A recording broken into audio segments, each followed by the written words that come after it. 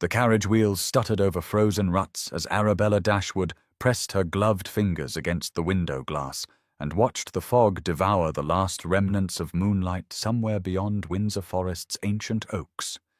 October had arrived with unseasonable cold, and she could see her breath clouding the interior, despite the foot warmer that had gone tepid an hour past, much like her prospects after another spectacularly unsuccessful London season, where she had achieved the dubious distinction of being entirely overlooked by even the most desperate fortune hunters once they learned the Dashwood name carried more debt than dowry.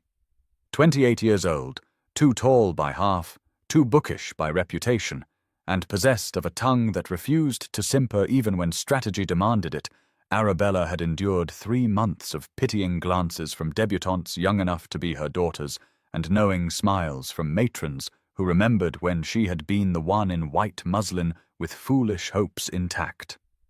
Her travelling dress was well made, but the fabric had seen 3 seasons, and the lace at her cuffs had been turned twice by her own hand, small economies that screamed genteel poverty to anyone with eyes sharp enough to notice, which in London society meant everyone. Her maid Lydia dozed fitfully in the opposite seat, head lolling with each rut, and Arabella envied the girls' ability to sleep despite their circumstances, despite the fact they were travelling hours past any reasonable time, because Edmund's letter had been characteristically specific about arriving before his house party began, and characteristically vague about why her presence mattered when he typically preferred to forget he had an unmarried sister, consuming resources better spent on his own consequence. The forest pressed close on either side now, bare branches creating skeletal archways over the narrow road, and somewhere in the darkness an owl called with a sound like mourning. Arabella was contemplating whether it was possible to feel nostalgic for humiliation, for at least in London she had been visible in her invisibility, noticed in being overlooked, whereas at Edmund's estate she would simply cease to exist except as an object of charity, and pointed suggestions about governess positions, when the carriage lurched to a violent stop that sent Lydia tumbling to the floor with a shriek. The coachman's voice rose in protest, immediately silenced, and then came the sound Arabella had only read about in lurid novels she borrowed from circulating libraries and hid from Edmund's wife, the unmistakable heavy cadence of hoofbeats on packed earth as a rider approached through fog so thick it seemed to have substance. The carriage door wrenched open, and a man appeared framed in the opening, mounted on a black stallion that blew steam into the frozen air like some creature from mythology. And even in the dim light of the carriage lamps, Arabella could see the pistol in his hand held with the casual competence of someone intimately familiar with its use.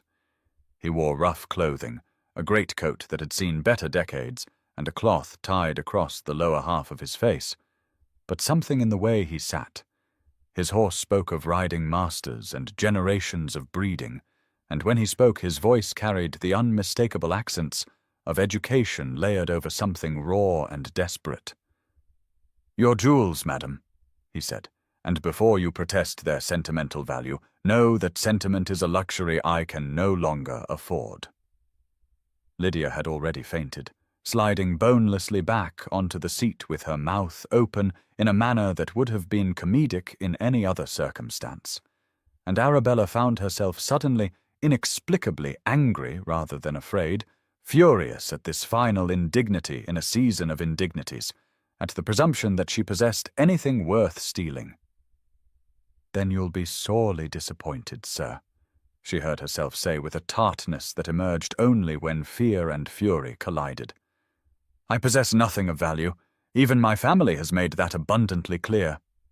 She saw his eyes through the mask, visible in the lamplight, and they were extraordinary, pale and intelligent, and haunted by something that made her breath catch for reasons entirely unrelated to the pistol. Those eyes studied her face with an intensity that felt almost physical, lingering on her features as though memorizing them or perhaps recognizing them. And she found she could not look away even as her heart hammered against her ribs. He was silent for a long moment, horse shifting beneath him, and then he said softly, "I doubt that very much. and the words carried a weight of meaning she could not begin to pass. He reached into the carriage then, long fingers catching her wrist with surprising gentleness, and pressed something into her palm, his hand closing her fingers around cold metal. His touch sent heat racing up her arm despite the temperature, and despite every rational thought, screaming that she should recoil, and she realized with distant shock that his hands were gentlemen's hands, no calluses, nails clean and well kept, hands that had never done manual labor despite the rough costume. "Keep this safe," he said, voice dropping to barely above a whisper. "Should you find yourself in danger, present it to any magistrate. They'll know what it means." "What does it mean?" Arabella demanded, finding her voice, though it emerged shakier than she wished. "Who are you?" But he was already withdrawing, the stallion dancing backward, and through the swirling fog, his eyes held hers for one more suspended moment. "Someone who once had everything and lost it," he said. "Much like yourself, I suspect." Then he was gone, hoofbeats swallowed by the mist, and she was left clutching whatever he had given her while Lydia moaned herself back to consciousness, and the coachman called down to ask if they were unharmed. Arabella did not answer immediately, instead uncurling her fingers to stare at what lay in her palm, and her heart seemed to stop entirely. The ring was heavy gold, unmistakably expensive, set with a deep blue stone she thought might be sapphire, and engraved with a crest she recognized despite having never moved in circles, elevated enough to see it up close. The Wentworth crest, the ducal crest of a family so far above her own that they might as well inhabit different planets, belonging to a duke who had vanished from society 3 years past, under circumstances whispered about in scandalized tones at every gathering. Frederick Wentworth, once the most eligible man in England, now disappeared and rumored dead or fled to the continent or living in disgrace, depending on which gossip one believed. And here was his signet ring pressed into her hand by a highwayman with educated speech and aristocratic bearing, and eyes that suggested he knew precisely what it meant to lose everything. Arabella closed her fingers around the ring again as Lydia sat up sputtering about murderers and ravishment, and felt something shift inside her chest, some quality of resignation cracking like ice over a frozen pond. The robbery had taken her reticule with its handful of coins and the cameo brooch that had been her mother's, items whose loss she would feel keenly given her circumstances, but the highwayman had left her something infinitely more valuable and infinitely more dangerous. A mystery, a connection to scandal, and the strange, heated memory of those haunted eyes studying her face as though she mattered, as though she possessed value beyond dowries and marriage prospects and all the metrics by which women like her were measured and found wanting. The coachman was calling down again, and Lydia was demanding they turn back immediately, and Arabella tucked the ring into the pocket of her travelling dress, where it rested heavy and warm against her hip, and for the first time in months she felt something other than weary resignation. She felt curious, alive, aware that the fog-shrouded forest and the mysterious highwayman and the impossible ring had somehow lifted her out of the narrow groove her life had carved and set her down in territory entirely unmapped, and though she knew she should be terrified, though every rule of propriety demanded she report the incident and surrender the ring to authorities, she found herself hoping with sudden fierce intensity that this strange midnight encounter was a beginning rather than an ending, a door opening rather than closing, an invitation into a story that might finally be her own. And now's the time to stop and subscribe to our channel. Every subscriber brings us closer to 1,000, which helps us keep these stories alive and coming your way. If you enjoyed this video, don't forget to like it and drop a comment telling us where you're watching from. It's always amazing to see how far these tales travel across the world. Now let's continue.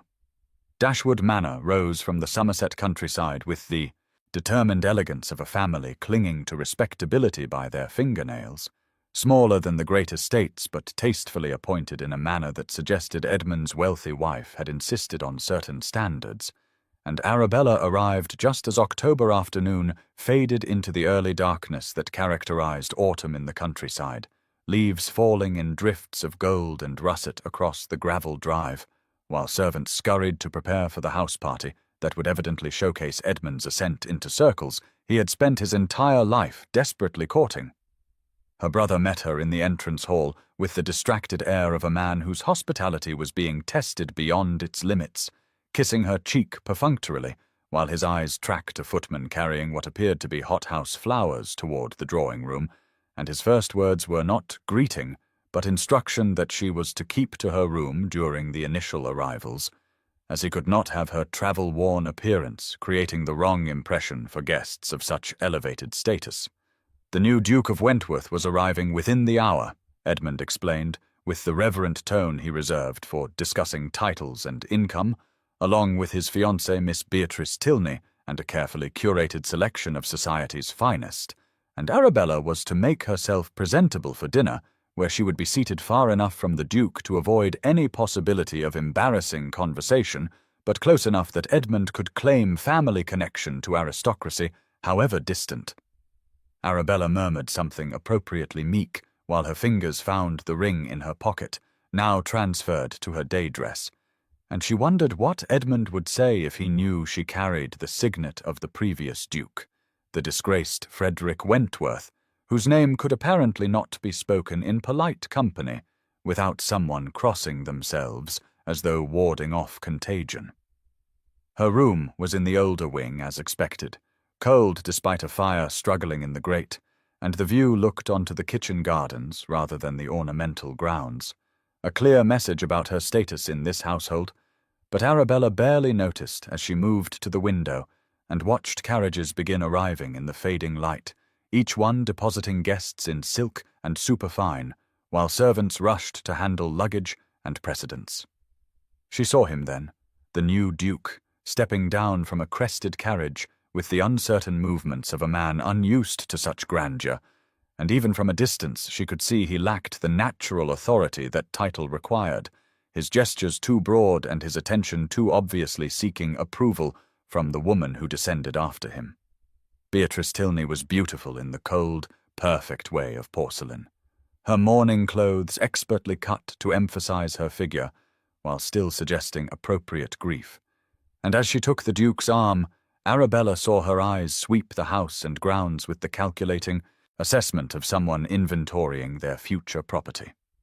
That evening's dinner was an exercise in social torture that Arabella had perfected the art of enduring, seated between a deaf elderly baron and a younger son too focused on the heiress across the table to notice her existence, while candlelight glittered off crystal and silver and the conversation flowed around her like water around a stone. She observed everything from her position of invisibility, noting how Alistair Wentworth drank too much claret and laughed too loudly at jokes that were barely amusing, how his hands trembled slightly when he reached for his glass, how he watched Beatrice with the obsessive attention of a man either desperately in love or desperately afraid. Beatrice herself presided over her end of the table with the confidence of someone already imagining herself as Duchess, her grief for her murdered sister apparently not severe enough to dampen her enjoyment of attention, and when her gaze landed on Arabella, it was with the focused malice of a cat spotting a mouse. "Miss Dashwood," Beatrice called out during a lull in conversation, her voice carrying clearly in the sudden quiet, "you must share your wisdom with us younger ladies. After so many seasons, what advice would you give those of us still seeking advantageous matches?" The pause before she continued was perfectly timed. "Oh, forgive me. I forgot you haven't achieved one." The table fell silent except for the clink of silver on china, and Arabella felt heat rise in her cheeks, not from shame, but from rage she had to swallow like bitter medicine, and she was aware of Edmund's warning glare from the head of the table, his expression promising recrimination later. "I would advise discernment, Miss Tilney," Arabella said calmly, meeting those calculating eyes directly. Some fates are worse than spinsterhood. She saw Beatrice's smile sharpen and knew she had made an enemy. But the ring in her pocket seemed to pulse with warmth, and she found she did not care as much as she should have, found that Beatrice's cruelty had somehow freed her from the obligation to care about opinions from someone who performed grief while planning weddings. The rest of dinner passed in a blur of forced conversation and Edmund's pointed ignoring of her existence. And when the ladies withdrew, Arabella excused herself with a headache that was not entirely feigned, escaping to the library rather than her cold room because she needed books the way other people needed air. The library at Dashwood Manor had been her refuge during childhood visits, a long room lined with oak shelving and furnished with chairs that had moulded themselves to generations of readers. But tonight it felt different, dusty and neglected, as though Edmund's new status had no room for such old-fashioned pursuits.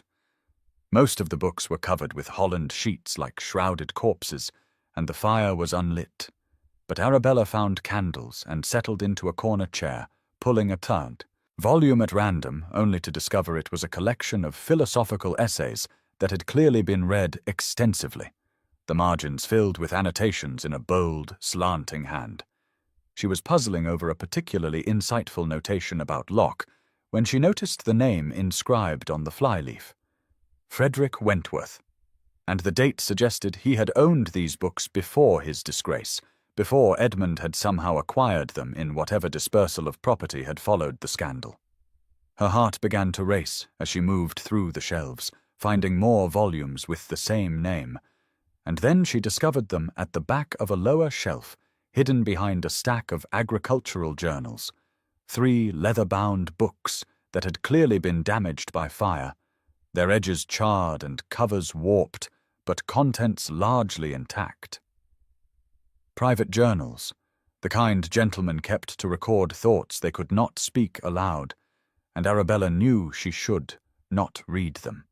Knew that whatever privacy Frederick Wentworth had lost he deserved to keep in these pages, but her fingers were already opening the first volume, and her eyes were already consuming the words written in that same bold hand.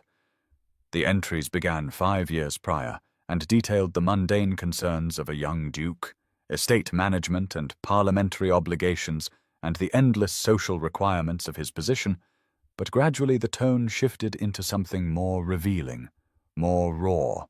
He wrote about the weight of expectation, the loneliness of being valued only for title and fortune, the growing realization that everyone around him wanted something and no one simply wanted him. And Arabella felt tears prick her eyes because she understood that isolation in her bones, understood what it meant to be reduced to a single quality, and found wanting. Then came entries about Henrietta Tilney, the courtship that was more negotiation than romance, the engagement that satisfied everyone except the parties involved, and the words were devastating in their honesty. "I am to marry Henrietta in a fortnight," he had written in an entry dated 3 weeks before the scandal. "She is beautiful, well-bred, and utterly miserable. As am I. We are both prisoners of expectation, and I fear what we may become to each other, jailer and captive, by turns." There were more entries, increasingly desperate. And then the journal ended abruptly with no explanation, no final entry to explain what had happened or why, and Arabella sat in the dark library with tears on her cheeks for a man she had met only as a highwayman, but who she was coming to know through his words, this brilliant, sensitive, trapped soul who had somehow ended up accused of murder and living in the margins of society. A sound in the doorway made her look up sharply, and she saw Edmund silhouetted against the hall light, his expression caught between concern and irritation. "You embarrassed me tonight," he said without preamble, closing the door behind him. "Beatrice Tilney will be a duchess. You'd do well to cultivate her favor rather than trading barbs. The current duke is her second attempt at the title, isn't he?" Arabella heard herself say, the journal still open in her lap. One wonders what happened to her first opportunity. Edmund's face darkened, and he crossed to her quickly, snatching the journal from her hands. "Where did you find these? They should have been destroyed." "Henrietta's death was thoroughly investigated," he said, and his voice carried a warning she had never heard before. "Frederick Wentworth was a murderer. Such talk is dangerous, particularly for an unmarried woman with no prospects and no protection. He will ruin you even from beyond the grave if you're not careful."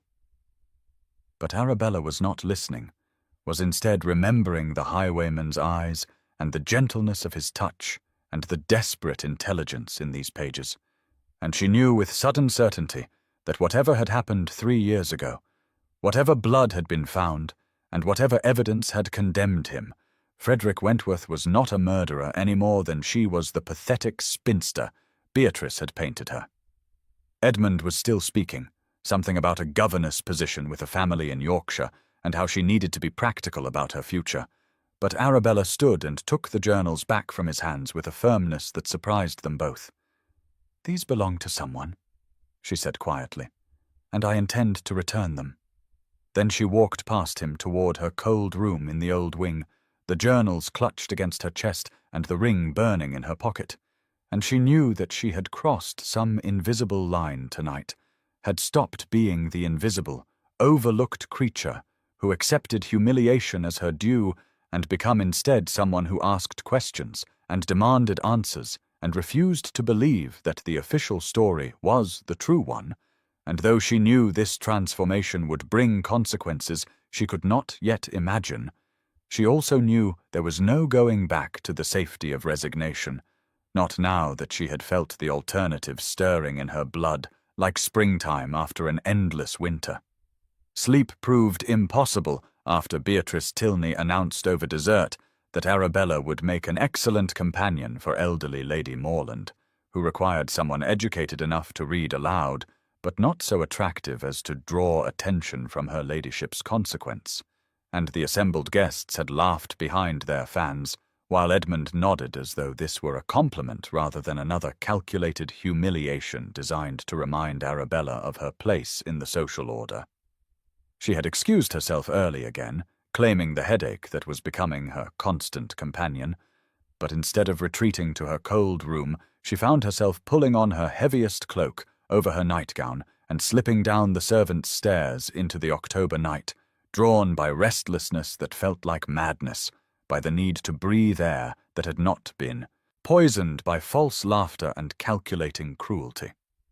The gardens at Dashwood Manor were not extensive, but they had been designed with romance in mind, all winding paths and hidden grottos and a central fountain whose marble nymphs poured water in an endless cascade that masked sound and created privacy.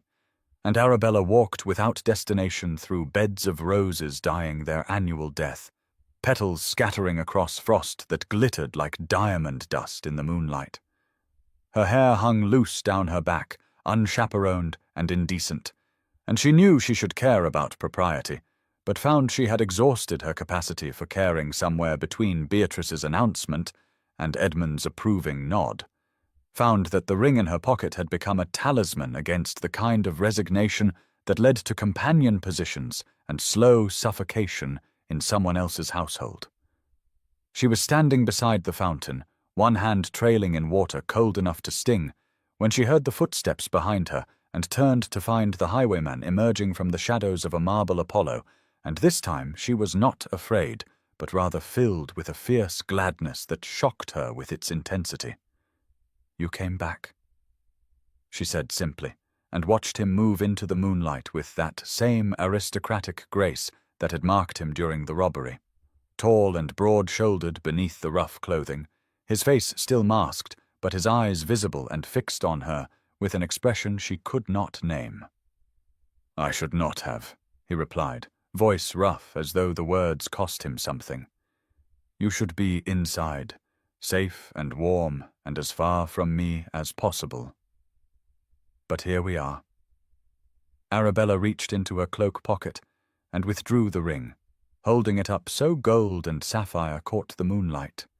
"Here we are indeed," she said, "and I think it's time you told me the truth.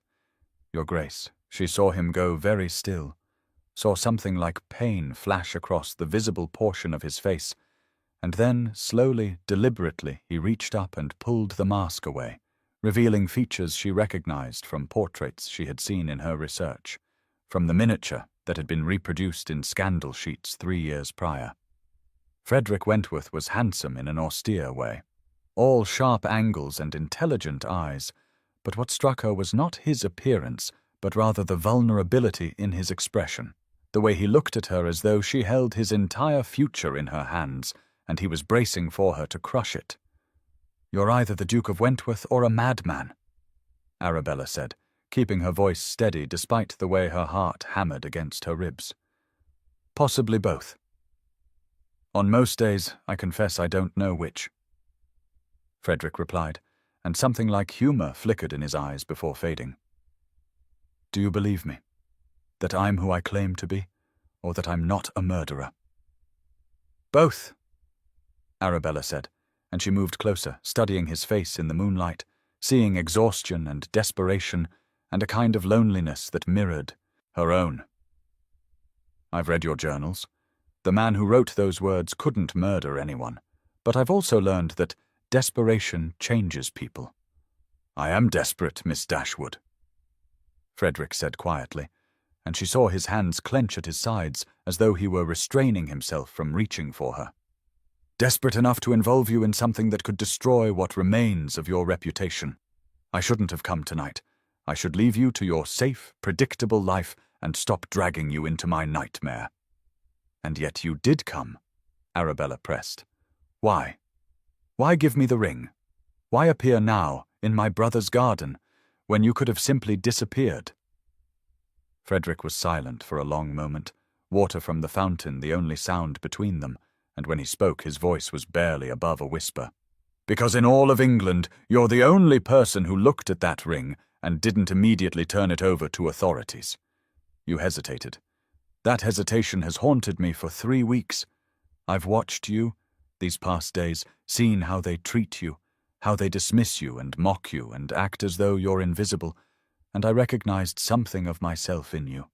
I hesitated because I know what it means to be judged unfairly," Arabella said, and found herself moving closer still, close enough to see the grey threading through his dark hair, close enough to smell horse and night air and something indefinably masculine.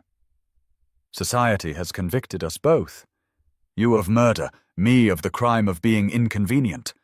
You are not inconvenient," Frederick said with sudden fierce intensity, and this time he did reach for her, his hands catching her shoulders with a gentleness that belied his desperation.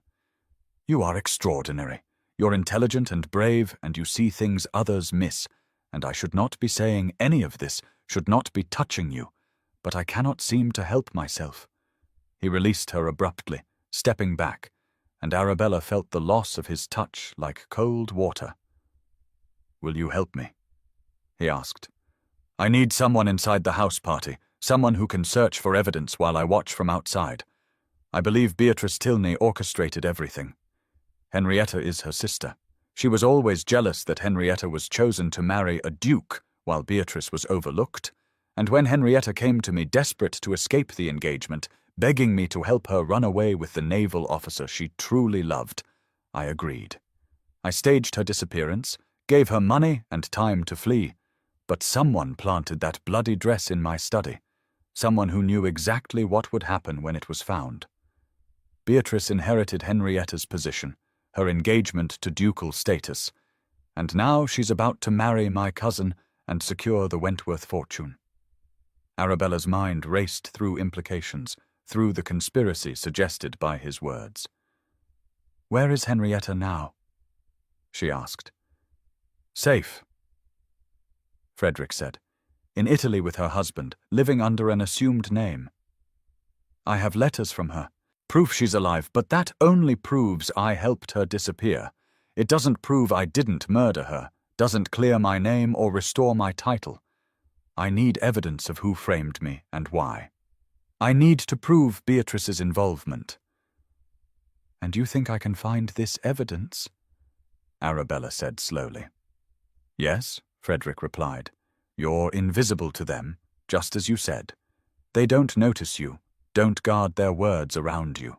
You can search rooms, overhear conversations, piece together what happened. But I'm asking you to risk everything. If you're caught, if your involvement with me is discovered, you'll be ruined beyond redemption. Arabella thought of Beatrice's cruel smile, of Edmund's casual dismissal, of the companion position that awaited her like a slow death. Yes, she said simply, I'll help you. But not because you flatter me. Because Beatrice Tilney enjoys cruelty, and I'd very much like to see her unmasked. Frederick stared at her for a long moment, and then laughed, the sound startled and genuine. You are remarkable, he said. I remembered you, you know, from years ago. You were 17, attending your first major ball, and I was 22 and new to the title and desperately awkward despite the best efforts of dancing masters and etiquette instructors. Everyone was watching me, judging me, laughing behind their fans at the country duke who didn't know how to navigate London society. You asked me to dance. You don't remember, do you? Arabella searched her memory and found a vague impression of a ball, of feeling sorry for a tall young man who stood alone looking miserable, but the details had been lost to time and the accumulation of subsequent humiliations. I was kind to you, she said slowly. Out of genuine kindness, Frederick corrected. Not because I was a duke or because you wanted something, but because you saw someone uncomfortable and chose compassion. You danced with me and made conversation about books, and for those few minutes I forgot to be terrified. I've never forgotten that. Never forgotten you. Even when I saw you 3 weeks ago on that forest road, I recognized you despite the years, despite everything. That's why I gave you the ring. That's why I trusted you with this. Arabella felt something shift in her chest, some long frozen part of herself beginning to thaw. You've been watching me, she said. These past weeks. Every night. Frederick admitted. Watching the house party, watching Beatrice and Alistair, and watching you endure their cruelty with dignity, watching you slip away to the library to read, watching you walk in this garden alone because you cannot bear another moment of their company. I should feel guilty for the surveillance, but instead I feel protective, which is absurd given I have no right to protect you, and nothing to offer you but danger and scandal. Then we're well matched, Arabella said, surprised by her own boldness. Because I have nothing to lose. My reputation is already damaged by age and poverty and unmarriageability. At least if I'm ruined helping you, it will be for something meaningful, rather than for the crime of existing inconveniently. They stood facing each other in the moonlit garden, and Arabella was intensely aware of her state of undress, of how intimate this felt, with her hair loose and only her nightgown beneath the cloak, of how Frederick's eyes kept dropping to her mouth before jerking away as though he were fighting some internal battle. What do you need me to do? She asked, and her voice came out breathier than intended. Search Beatrice's rooms when you can do so safely, Frederick said. Look for letters, documents, anything that might prove conspiracy. Watch her interactions with Alistair. They're planning something. I've seen them meet secretly in the conservatory late at night, heard fragments of conversation about keeping secrets and being untouchable once they're married. If we can prove they worked together to frame me, if we can demonstrate motive and opportunity combined with proof that Henrietta is alive, we might be able to restore my name. Might, Arabella noted. There are no guarantees. None. Frederick agreed. I could be hanged if I'm caught. You could be ruined. We could discover nothing, and I could remain an outlaw forever while Beatrice becomes a duchess and lives in comfort built on lies and murder charges. But even a chance is more than I've had in 3 years, and you, Miss Dashwood, you give me hope for the first time since this nightmare began. Call me Arabella, she said impulsively. If we're to be conspirators, we should dispense with formality. Arabella, Frederick repeated. and her name on his lips sent heat racing through her despite the October cold. "Then you must call me Frederick, at least when we're alone. Though we should not be alone." "This is wildly inappropriate. I am wildly inappropriate," Arabella said, and found herself smiling. "That seems to be my defining characteristic these days." "Good," Frederick said, and he smiled back, the expression transforming his austere features into something warmer, more approachable. "Inappropriate women are far more interesting than appropriate ones, and infinitely more useful for espionage." They arranged to meet every third night in the garden after the house had settled, to share information and plan strategy. And as Frederick prepared to disappear back into the shadows, he caught her hand and pressed it to his lips in a gesture so old-fashioned and courtly that Arabella felt tears prick her eyes. "Thank you," he said quietly, "for believing me, for helping me, for being brave enough to risk everything on the word of a wanted man." "Thank you for remembering me," Arabella replied, "for thinking I was worth remembering." Then he was gone, melting into the darkness beyond the fountain, and she stood alone in the garden with the taste of possibility on her tongue, and the feeling that she had somehow stepped out of one life and into another, that the invisible spinster who had arrived at Dashwood Manor 3 days prior no longer existed, and in her place stood someone new, someone who asked questions and took risks, and refused to accept that the official version of events was the only truth worth pursuing.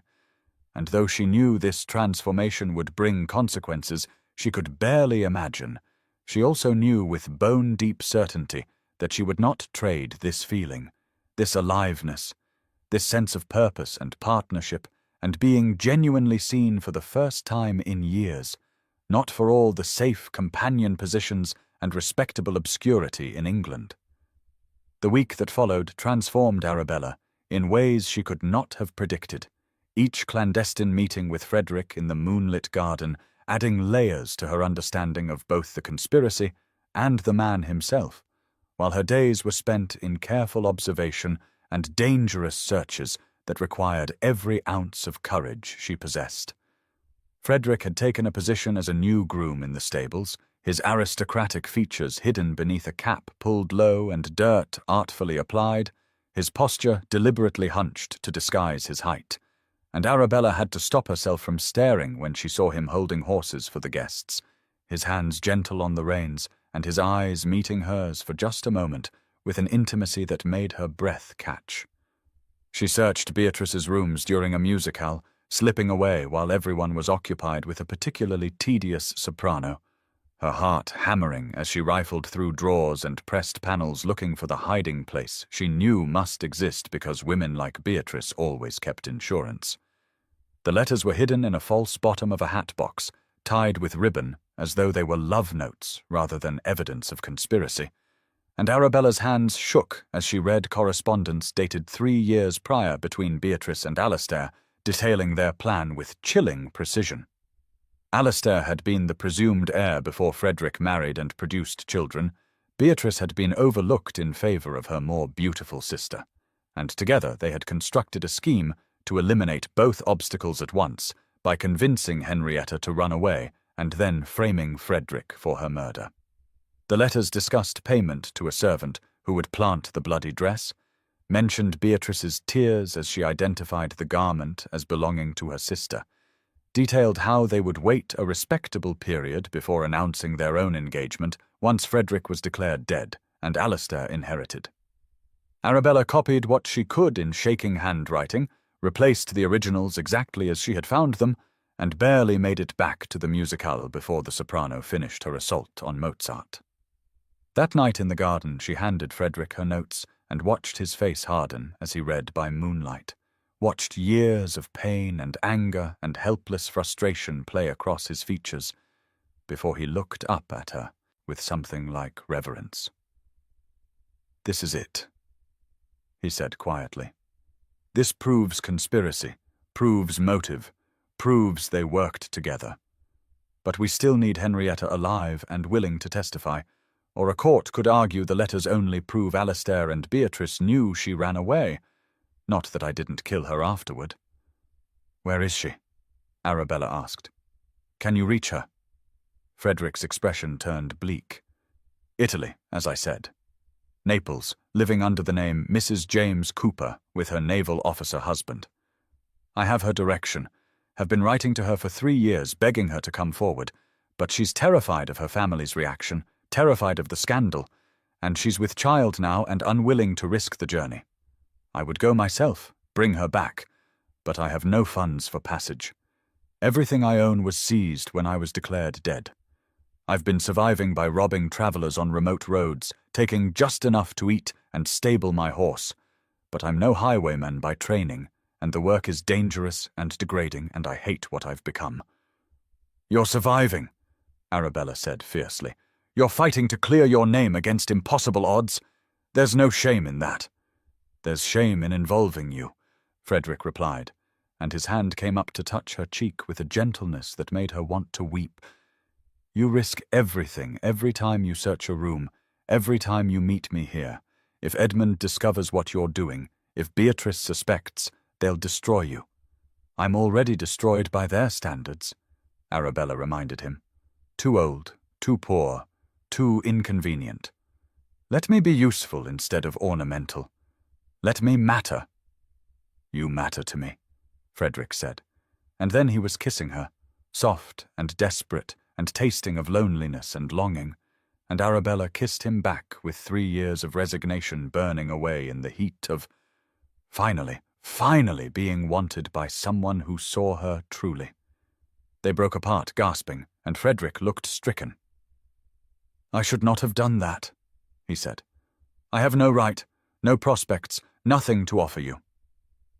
"I don't care," Arabella said simply, and found that it was true, that somewhere in the past week she had stopped caring about propriety and reputation and all the rules that had governed her life, and discovered instead that being alive, being engaged in something meaningful, being wanted by a good man facing impossible odds, mattered infinitely more than the tepid approval of people like Beatrice Tilney.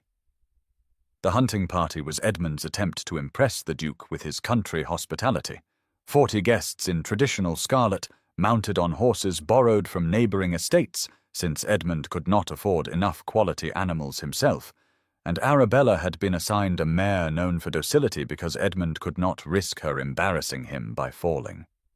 She was a competent rider despite limited practice, but the mare was sluggish and unresponsive, fighting the bit in a way that suggested temper rather than training, and Arabella was struggling to keep pace with the party when the animal suddenly bolted, charging through the woods at a pace that felt suicidal given the low-hanging branches and hidden roots. She heard shouting behind her, felt the saddle slip as the girth loosened, and realized with cold terror that this was no accident, that someone had sabotaged her tack, and then a branch caught her shoulder and she was falling, the ground rushing up to meet her. Strong arms caught her before impact, a body interposing itself between her and the earth, and she found herself cradled against Frederick's chest as he rolled to absorb the momentum, his breathing harsh in her ear, and his arms locked around her with desperate strength. "Are you hurt?" he demanded, pulling back to look at her, hands running over her arms and legs, checking for injury. "Arabella, look at me. Are you hurt?" "You called me Arabella," she said breathlessly, shocked by the fall and by his sudden appearance and by the way his face showed naked terror on her behalf. "I've been calling you Arabella in my mind for weeks," Frederick said, and his voice cracked. "Forgive me, I should not presume, but when I saw your horse bolt and the saddle slip, I stopped thinking entirely." "Don't apologize," Arabella managed. "I rather prefer it to Miss Dashwood." Then the rest of the hunting party was thundering into the clearing, horses pulled up short and riders dismounting in chaos, and she heard the gasps of recognition as they saw Frederick's face, the cap lost in the rescue, and his features exposed to the afternoon light. "Good God, that's Frederick Wentworth!" someone shouted, and then Beatrice was pushing through the crowd, her face twisted with vindictive triumph. "Seize him!" she cried. "He's a murderer! He's kidnapped Miss Dashwood! Don't be absurd!" Arabella said, and she struggled to her feet despite Frederick's attempt to keep her seated, despite the pain in her shoulder and the way the world tilted alarmingly. "His Grace saved my life. The only criminals here are you and your co-conspirator." She pulled the copied letters from inside her riding jacket, where she had taken to keeping them after finding them, pages now crumpled from the fall but still legible, and she held them up for all to see. "Shall I read these aloud, Miss Tilney, or will you confess?" The clearing went silent, except for the sound of horses stamping, and somewhere distant, the baying of hounds. And Beatrice's beautiful face contorted into something ugly and desperate. "You pathetic, desperate spinster!" she spat. "You'd destroy me for a man who'll never marry you because he has nothing." "He has his honor," Arabella said calmly, meeting those furious eyes without flinching. "That's infinitely more than you possess. These letters prove you and Alistair conspired 3 years ago to eliminate Frederick's engagement to your sister, that you convinced Henrietta to run away, and then framed Frederick for her murder, so Alistair could inherit the title and marry you instead. It was all planned, all calculated, and you've been living on lies ever since." "That's not—" Alistair started, but his voice broke, and Arabella saw him looking between Beatrice and the assembled guests with the expression of a man watching his entire world collapse. "It's not what it sounds like. It was Beatrice's plan," he said, and the words came faster now, panicked and pleading. "All of it. I only wanted the title.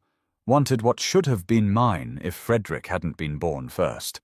But she wanted revenge on Henrietta for being chosen, for being prettier and sweeter and everything Beatrice could never be. She planned everything. The servant who planted the dress, the timing, the evidence. I just went along with it because she promised we'd be together, promised we'd share everything." "You coward!"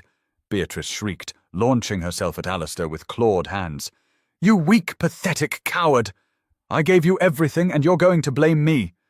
Henrietta deserved to lose everything for her disobedience, for choosing some nobody naval officer over a duke. I deserved that title, deserved that life, and I took it the only way I could. Guards had arrived, summoned by Edmund, who stood pale and shaking at the edge of the clearing, and they seized Beatrice as she fought and screamed, her cultured veneer completely shattered to reveal the desperate, envious creature beneath. Alistair collapsed to his knees, begging for mercy, claiming he had been manipulated, and Frederick stood silent and dignified amid the chaos, his hand finding Arabella's and holding tight. "You've sacrificed your reputation for me," he said quietly, "for her ears alone. Everyone here knows now that you've been helping me, meeting me, working with a wanted criminal.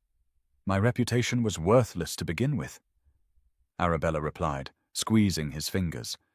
"But this, helping you, fighting beside you, this has worth." The aftermath was chaos and confusion, magistrates summoned from the nearest town, statements taken from everyone present. Beatrice and Alistair both arrested on charges of conspiracy and fraud, while Frederick was held under what amounted to house arrest in one of Edmund's guest rooms pending investigation. The letters were examined by legal authorities, Arabella's testimony recorded in excruciating detail, and slowly, painfully, the truth emerged like something long buried finally seeing daylight. Frederick had been framed, Henrietta was alive. Beatrice and Alistair had conspired to destroy him for their own advancement, and the scandal that erupted made the original accusations 3 years prior seem tame by comparison. But Frederick's title could not simply be restored on the strength of letters and testimony alone, the solicitors explained with maddening bureaucratic precision. Parliament would need to vote, Henrietta would need to be located and brought back from Italy to testify in person, the original trial in absentia would need to be formally overturned, and the process could take months, if not longer.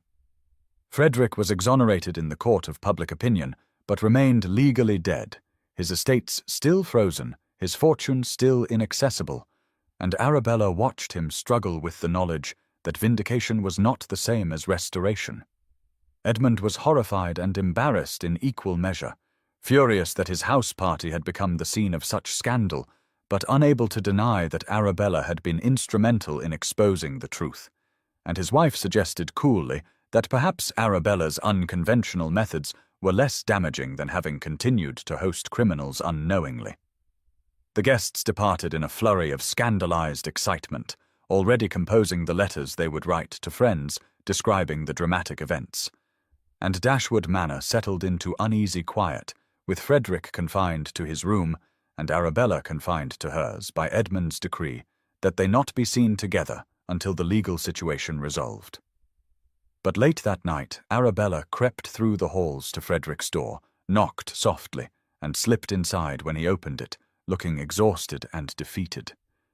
"Thank you," he said simply, and pulled her into his arms with a desperation that spoke of the terror he had felt watching her fall, the relief of having her safe, the agony of not knowing what came next.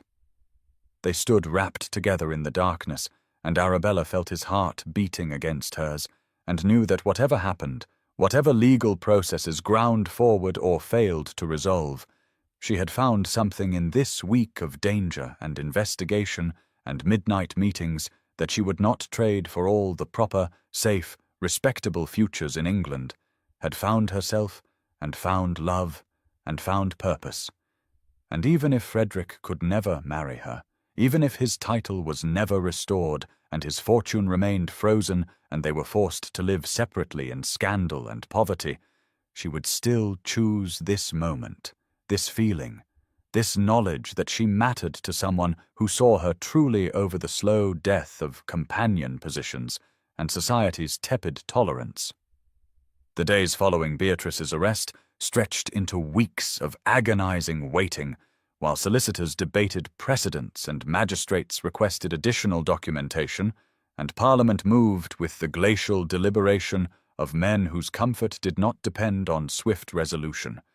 And Frederick remained confined to Dashwood Manor under loose supervision that felt more like purgatory than liberation, technically exonerated in truth, but legally still dead. His title in abeyance, and his fortune frozen, and his future suspended in amber, while bureaucrats shuffled papers and demanded testimony from a woman who lived half a continent away.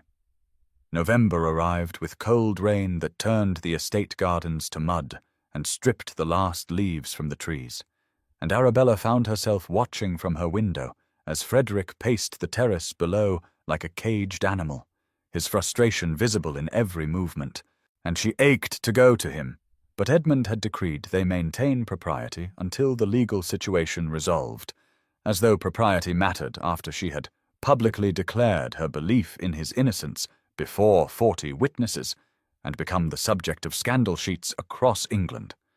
She saw Frederick at meals, stilted formal affairs where they sat at opposite ends of the table, and made careful conversation about weather and trivial matters, while Edmund watched them both with the wary expression of a man expecting explosion, and she noticed how Frederick's eyes found hers across the distance, how his hands clenched when she spoke, how he seemed to be fighting some internal battle that left him looking more exhausted each day.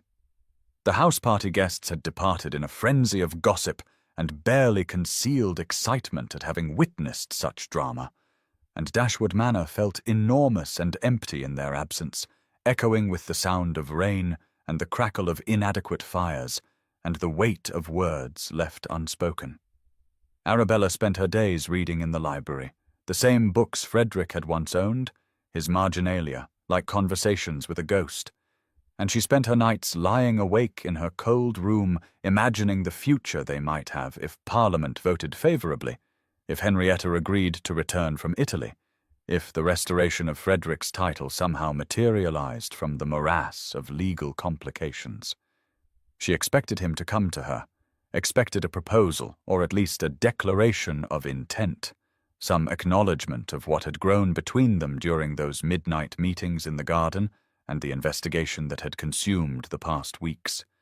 But instead, Frederick seemed to withdraw further each day, his conversation growing more formal and his eyes growing more haunted until Arabella wanted to shake him and demand he explain what had changed. The answer came late one evening when she found him in the library staring into the fire, and she closed the door behind her with deliberate firmness and said his name into the silence. He turned to look at her, and his expression was so bleak she felt her heart contract with premonition. "I won't do this to you, Arabella," he said without preamble. "I won't make you wait indefinitely for a future that may never come." "You're not making me do anything," she replied, crossing to stand before him. "I choose this. I choose you. You choose me now, in the romance of it all," Frederick said, and his voice was rough with emotion he was clearly struggling to control. "But in a year, 5 years, when you're still unmarried, still scandalous, still waiting for a man who may never be restored, you'll hate me." Arabella stared at him in disbelief. "How dare you tell me what I'll feel?" she said, and anger surged hot and welcome through her veins. "I've spent my entire life being told what I should want, who I should be. For once, I know my own mind, and you presume to correct me as though I'm some silly girl who doesn't understand her own heart. And I know mine," Frederick interrupted, and he reached for her hands, gripping them with desperate strength. "I love you too much to ruin you further. If I regain everything, title and fortune, and I'll return and court you properly. But I won't bind you to promises I may not be able to keep. I won't watch you waste your youth waiting for a restoration that might never happen. You deserve better than a tarnished duke and a lifetime of whispers." "So you're leaving?" Arabella said, and she felt something crack inside her chest, some fragile hope she had been nurturing despite every rational argument against it. "Like everyone else, you've decided I'm not worth the difficulty." "You're worth everything," Frederick said fiercely. "That's why I'm letting you go. That's why I have to let you go, before I trap you in my disaster of a life and steal whatever chances you might have for happiness." Then he kissed her, desperate and farewell, and Arabella kissed him back with fury and heartbreak tangled together, tasting salt from tears she could not tell were his or hers. And when they broke apart, he pressed his forehead to hers for one suspended moment before stepping away and leaving her alone in the library with the fire dying and the rain hammering against the windows. The next morning Frederick was gone, his room empty, and a note left on the breakfast table addressed to Edmund, explaining that he had departed for Italy to retrieve Henrietta personally, that the legal process was taking too long and he needed to act, rather than wait for bureaucrats to decide his fate, that he would return with proof of Henrietta's survival and clear his name properly rather than lingering in limbo. There was a second note tucked inside, addressed to Arabella in that familiar slanting hand, and she carried it to her room before opening it with shaking fingers. "Arabella," it read, "forgive me. I am going to make myself worthy of you, or die trying. Don't wait for me. Live. Be happy. If I return and find you married to a good man who cherishes you, I'll bear it, knowing I gave you that chance. Yours, though I have no right to be, F." She read it 3 times before the words stopped swimming before her eyes, read it until she had memorized every stroke of ink, and then she folded it carefully and placed it in her drawer and allowed herself exactly 10 minutes to sob into her pillow before emerging with dry eyes and the familiar mask of resignation settling back over her features like old armor retrieved from storage. The following weeks passed in a grey haze of rain and routine, and Arabella found herself reverting to old patterns, becoming invisible again, drifting through meals and conversations without truly engaging, and she hated how easily she slipped back into that role. Hated Frederick for leaving her, hated herself for caring, hated the entire situation with an intensity that felt like the only real emotion she could access through the numbness. Edmund was surprisingly sympathetic, finding her one afternoon in the library, and sitting across from her with unusual gentleness. "I know something of what you're feeling," he said quietly. When I married Catherine, it was for money. Father had gambled away everything, you see. The estate, mother's dowry, everything. I married to save us from complete ruin, and Catherine knew it, knew I didn't love her, and I've spent 10 years in a comfortable, respectable, utterly loveless marriage. I don't wish that for you, but I also don't wish for you to waste your life waiting for a man who may never return. Arabella looked at him with new understanding, seeing for the first time the loneliness beneath his social climbing, the resignation that mirrored her own. "What would you have me do?" she asked. "Lord Morland has made an offer for you," Edmund said. "He's 65, widowed, kind by all accounts. He wants a companion, someone educated to read to him and manage his household. He's offering a generous settlement, promises you'll be treated with respect, expects nothing beyond companionship. It's security, Arabella. Safety. A position in society that won't leave you dependent on my charity or forced into a governess role." "At my age," Arabella said flatly. "With my reputation?" "Say it, Edmund." Edmund sighed. "I only want you safe and settled. Wentworth may never return. Even if he does, there's no guarantee Parliament will restore his title. The process could take years. You could be 40 before anything resolves, and by then what choices will you have?" "I know," Arabella said, and she did know, knew all of it with brutal clarity. "I know all of it, and yet you'll wait for him anyway, won't you?" Edmund said. "Even if it destroys your last chance at marriage?" Arabella didn't answer because she didn't know the answer, didn't know if the woman who had investigated conspiracies and confronted criminals and fallen in love with an outlaw duke could reconcile herself to Lord Morland's kind, passionless offer. But she also didn't know if she could bear to wait years for a man who had chosen to leave her, who had decided without consultation what was best for her future, who had taken away her agency in the name of protecting her. Lord Morland called the following week, arriving in a well-appointed carriage with flowers that were expensive and tasteful, and Arabella received him in the drawing-room while Edmund made himself scarce with obvious intention.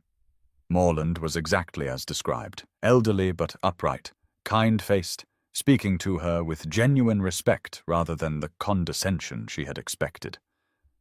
"I understand this is not a romantic proposal, Miss Dashwood," he said gently.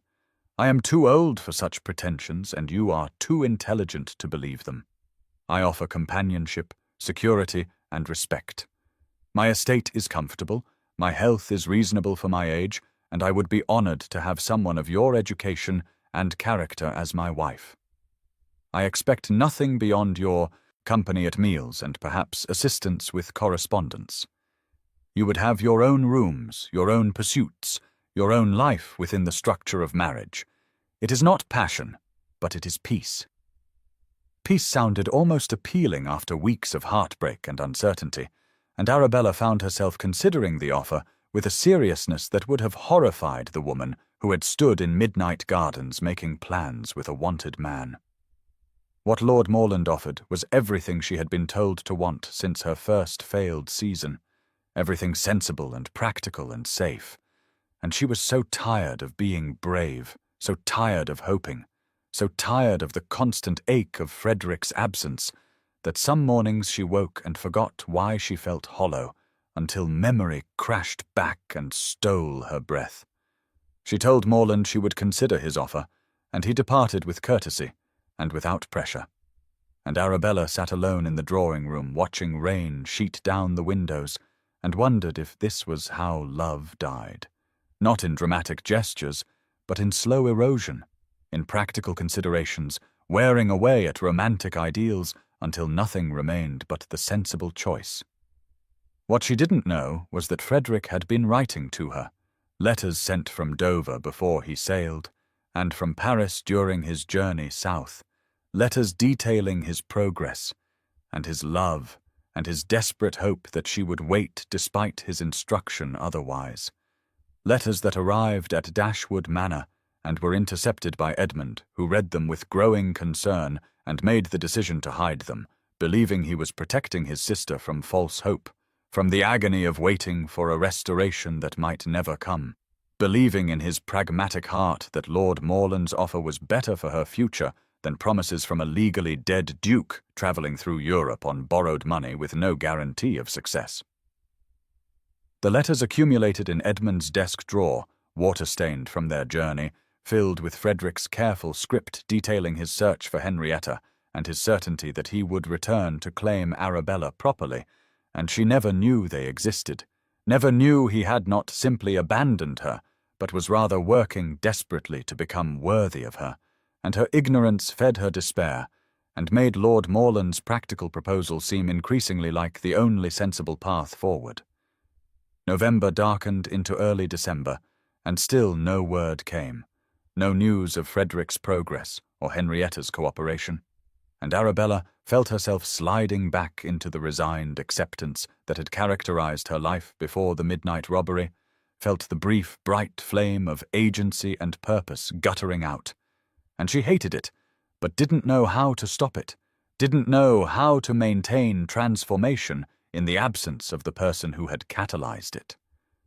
She stood at her window one frozen evening watching ice form on the bare branches, and thought about Lord Morland's kind eyes and comfortable estate, and the peace he promised, thought about Frederick somewhere in Italy, searching for a woman who might refuse to return, about the months or years that might pass before anything resolved, about her own advancing age and diminishing options, and she felt the weight of reality pressing down on the fragile hope she had built during those weeks of investigation and midnight meetings, felt it cracking under the strain of Frederick's absence and her own exhaustion, and she wondered if choosing security over love made her a coward or simply a realist, if accepting Lord Morland would be betrayal or survival. And she didn't know anything except that the woman who had boldly confronted Beatrice Tilney and publicly defended a wanted man felt very far away now, like someone Arabella had been briefly before common sense and circumstance reasserted their authority and reminded her that transformation required more than a few weeks of courage, required sustained belief in possibilities she was finding increasingly difficult to maintain in Frederick's devastating silence. February arrived with the grudging promise of spring somewhere beyond the grey skies and persistent cold, and Arabella existed in a state of suspended animation, neither accepting Lord Morland's patient proposal nor refusing it, simply drifting through days that felt identical and equally meaningless. The vibrant woman who had investigated conspiracies and confronted criminals receding into memory like a dream half forgotten upon waking.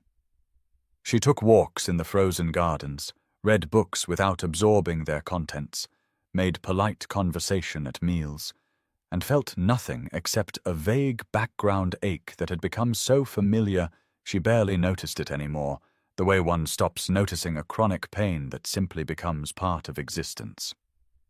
Lord Morland called periodically with flowers and gentle conversation, never pressing for an answer, but making his continued availability clear, and Arabella knew she should either accept him and secure her future, or refuse him and face whatever consequences came from remaining unmarried and dependent on Edmund's increasingly strained charity, but she could not seem to summon the energy to make either choice, could not seem to care enough about her own future to take action in any direction. Edmund watched her with concern that was almost tender, this brother who had dismissed her so casually before, and sometimes she caught him looking at her with something like guilt, but he said nothing, and she asked nothing, and they continued their careful dance around the truth that she was slowly dying inside from the combination of Frederick's abandonment and her own inability to reclaim the courage she had briefly possessed. Then, on a Tuesday afternoon in mid-February, a rider arrived from London with news that spread through the household like wildfire, servants whispering, and Edmund emerging from his study looking stunned, and when he found Arabella in the library, his expression was complicated beyond description. "Frederick Wentworth has returned from Italy," he said without preamble, "with Henrietta Tilney alive and willing to testify, Parliament voted yesterday to restore his title and estates. He's the Duke of Wentworth again, fully reinstated, fortune unfrozen, name cleared of all charges. The book Arabella had been pretending to read slipped from her fingers, and she felt her heart, that organ she had thought numbed beyond response, suddenly hammering against her ribs with painful intensity. "He's back," she managed. "He succeeded." "He did," Edmund confirmed. "Society is in an uproar. Every eligible young woman in London is already positioning herself to catch his attention. The betting books at the clubs are full of speculation about which heiress he'll court to repair his finances after 3 years of exile. He'll need to marry well, marry strategically, choose someone who brings political connections and substantial dowry to compensate for the years of lost income." Arabella felt something inside her crack, and she recognized it as the last fragile hope she had been protecting, despite every rational argument against it. The foolish belief that if Frederick returned successful, he would return for her. And now Edmund was calmly explaining all the reasons why a newly restored duke would never choose an aging spinster with no fortune and a scandal-tainted reputation. "Of course," she said, and her voice sounded distant to her own ears. "That makes perfect sense. I should write to Lord Morland and accept his proposal. I've kept him waiting long enough." Edmund opened his mouth as though to say something, closed it again, and then nodded slowly. "That would be wise." He agreed. "I'll have the letter sent this afternoon." But before Arabella could retrieve paper and compose the words that would seal her fate in Lord Morland's comfortable cage, there came the sound of carriage wheels on gravel, the kind of grand arrival that suggested importance and ceremony, and Edmund moved to the window with a frown. "Who on earth?" he muttered, and then his expression transformed into something Arabella could not read. "It's Wentworth," he said. "Frederick is here." The next minutes passed in a blur of confusion and protocol, servants rushing to receive the Duke properly, Edmund hurrying to change into more formal attire, and Arabella standing frozen in the library, while her mind refused to process what was happening, why Frederick would come here, what he could possibly want. She heard his voice in the entrance hall, that educated accent now backed by ducal authority, heard Edmund's flustered greeting, and then Edmund was at the library door gesturing for her to join them in the great hall. "He's asking to see you," Edmund said, and his expression was strange. "Both of us, actually. Formally." Arabella followed on legs that felt unreliable, smoothing her dress with hands that shook, and emerged into the great hall to find Frederick, Wentworth standing in full ducal regalia, perfectly tailored coat and immaculate cravat, and the signet ring she had returned to him, now properly on his finger, and he looked every inch the powerful aristocrat he had been born to be, except for his eyes, which found hers across the space and held an expression of such desperate hope that her breath caught. "Your Grace," Edmund said with the excessive formality of a man uncertain of his position. "Welcome to Dashwood Manor. We heard of your restoration. Congratulations are in order." "Thank you," Frederick replied, but his gaze never left Arabella's face. "I am here to ask permission to court your sister, with the intention of asking for her hand in marriage, should she find me acceptable." The silence that followed was absolute, except for the ticking of the hall clock, and Arabella felt the world tilt as though reality had suddenly rearranged itself into a configuration she could not comprehend. Edmund recovered first. "You're a duke again, Wentworth," he said slowly. "You could have anyone. Every family in England would welcome your suit. Why Arabella?" "Because anyone is not Arabella," Frederick said simply. "And I learned in Italy that titles and fortunes are cold comfort without the woman you love. I spent 3 months tracking down Henrietta, convincing her to return, navigating bureaucracy and parliamentary procedure, and every moment of it I was sustained by the thought of coming back to her, of earning the right to court her properly. of proving myself worthy of the extraordinary woman who risked everything to help me when I had nothing to offer but danger and scandal. Edmund's expression shifted through several emotions before settling on something like comprehension, and he reached into his coat pocket and withdrew a thick stack of letters tied with string. "These arrived over the past 3 months," he said quietly. "From Italy, from Paris, from Dover.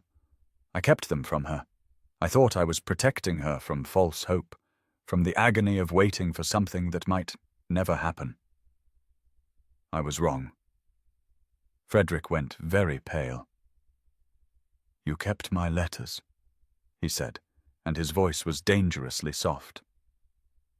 "Every week I wrote, pouring my heart onto paper, begging her to wait, telling her I was coming back, and you kept them from her. I thought it was for the best," Edmund said defensively. "Lord Morland had made an excellent offer, and I believed practical security was better than romantic uncertainty. I see now that I was thinking of my own convenience rather than her happiness." Arabella crossed the hall and took the letters from Edmund's hand with fingers that trembled, and she untied the string and began to read, and with each page she felt the numbness that had characterized the past months cracking apart to reveal the raw pain beneath, the fury at having been denied this, at having spent weeks believing Frederick had abandoned her when he had been writing to her faithfully, desperately, lovingly. "You wrote me every week, wrote me," she said to Frederick, and her voice shook with emotion she could no longer contain. "Every week for 3 months, Frederick confirmed, moving toward her. "I poured my heart onto those pages. I told you about finding Henrietta in Naples, about convincing her to return, about the parliamentary process, about how every step forward was taken with the knowledge that I was coming back to you, that nothing mattered without you." "And Edmund hid them," Arabella said, fury and relief tangled together. "I thought you'd forgotten me. I almost accepted another proposal." Frederick stopped as though struck, his face draining of color. "Did you?" he asked, and the question was barely audible. "No," Arabella said, and she saw him sway with relief. "Because even believing you'd abandoned me, I couldn't settle for less than what we had. Even briefly. Even when I thought it was over, I couldn't accept comfort in place of love." "Then I've been a fool twice over," Frederick said, and he closed the remaining distance between them. Once for leaving, for making the decision without truly consulting you, for assuming I knew what was best for your future, and again for not ensuring my letters reached you, for not confirming you'd received them, for leaving you in silence when you deserved daily reassurance. "You were a fool for deciding my future without consulting me," Arabella said, and she held the letters against her chest like armor. "If you want to court me, Frederick, you'll do so as an equal, asks an equal, not as a duke condescending to save a spinster, not as a man who thinks he knows better than I do what I need or want or can endure. I've spent my entire life being told what to do, who to be, what to settle for. If we are to have a future, it will be built on partnership, on mutual respect, on the understanding that I am not some fragile creature who needs protection, but rather a woman who has proven herself capable of courage and action and choice." Frederick stared at her, and then slowly, wonderfully, he smiled. "You've changed," he said. "You helped me change," Arabella replied.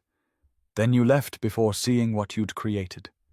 Now you must court this version of me, the woman who knows her worth and refuses to compromise it, the woman who investigated conspiracies and confronted criminals and publicly defended you when the entire world believed you guilty.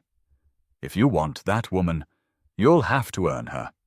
It will be my greatest honor," Frederick said, and he took her hand and brought it to his lips with the same courtly gesture he had used in the garden months before.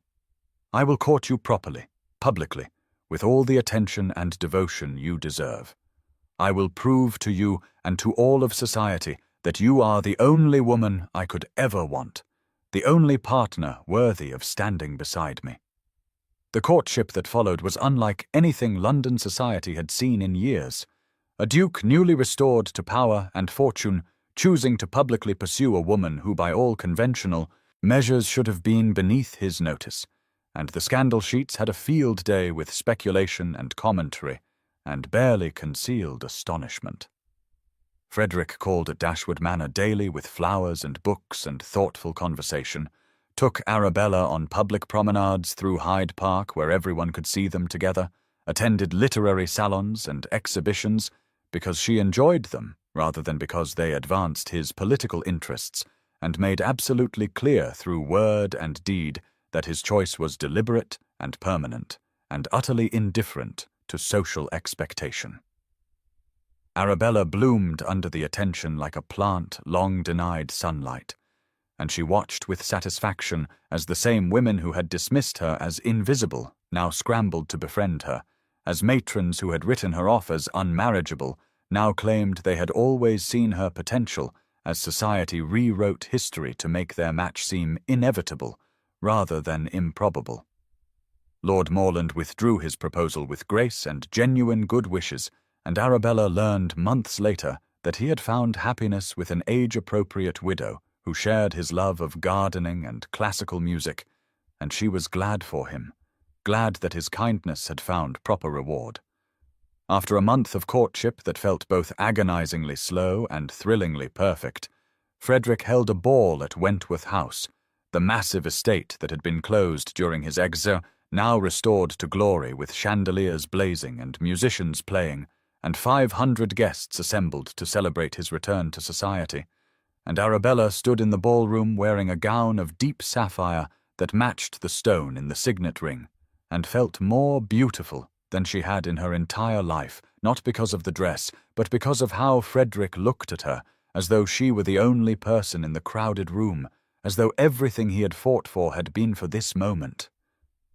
The ball was in full swing when Frederick called for silence, standing in the center of the ballroom with Arabella beside him, and the assembled guests quieted with the avid attention of people sensing drama about to unfold.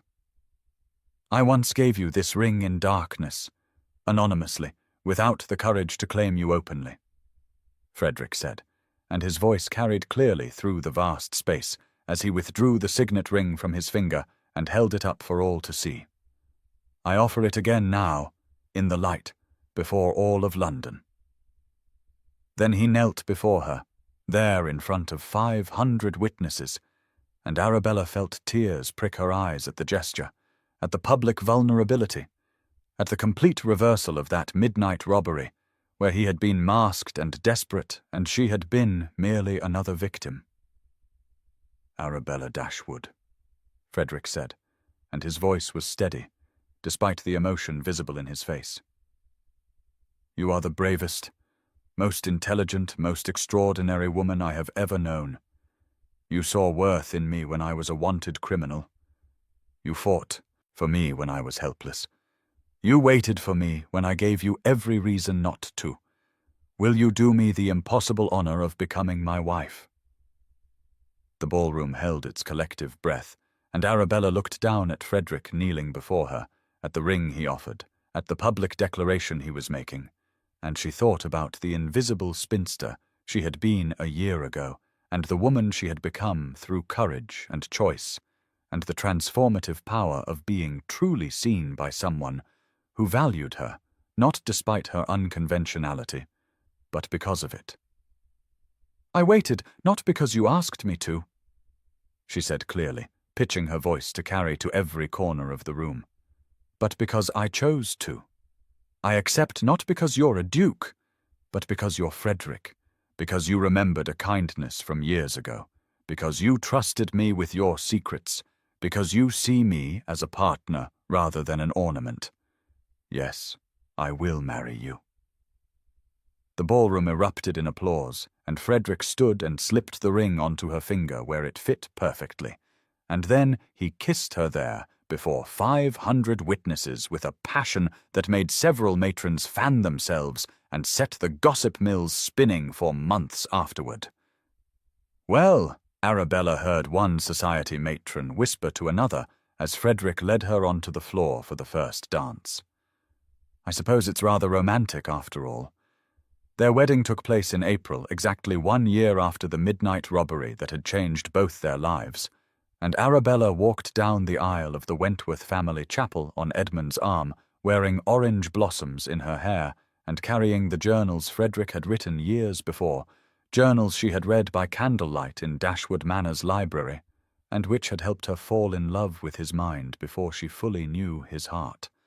She was 29 years old, considered ancient by society's standards, and Frederick was 34, and neither of them cared in the slightest what anyone thought, because they had fought too hard for this happiness to let convention diminish it.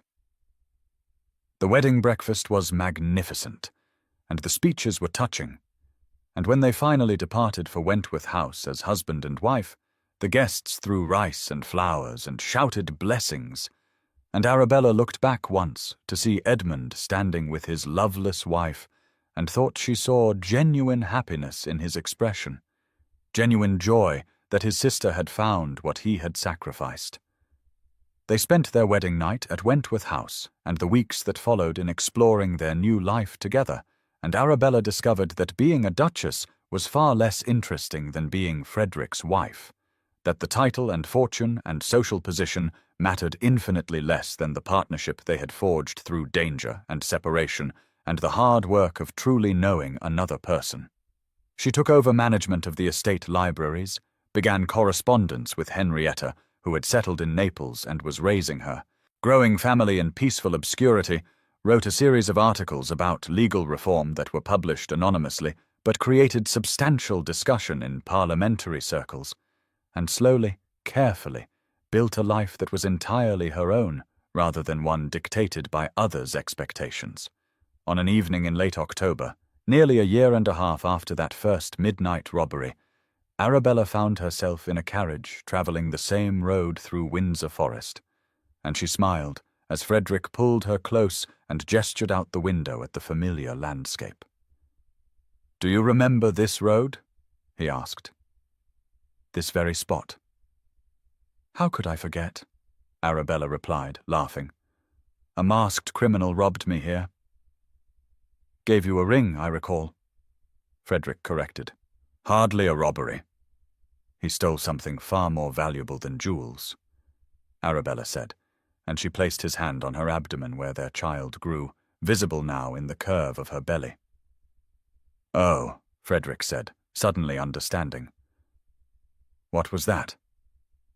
"My resignation," Arabella replied, touching his face with fingers that wore both the signet ring and her wedding band. "My certainty that I'd never be chosen. He stole my despair and left possibility in its place." "Best trade I ever made," Frederick said, and he kissed her there in the carriage as it rolled through the forest, where autumn leaves fell like benediction, and the moon rose full and bright overhead. And Arabella thought about the invisible woman she had been and the beloved duchess she had become, and knew that the transformation was not because Frederick had rescued her, but because he had seen her truly and given her the courage to rescue herself, to choose action over resignation, to believe that worth was determined not by youth or beauty or conventional advantage, but by character and courage, and the willingness to risk everything for connection and truth and love. And she was grateful beyond measure for that midnight robbery that had begun as terror and ended as transformation, that had taken a woman. Society had discarded and revealed her to be exactly what she had always been, beneath the layers of dismissal and judgment. Someone extraordinary waiting for the chance to prove it.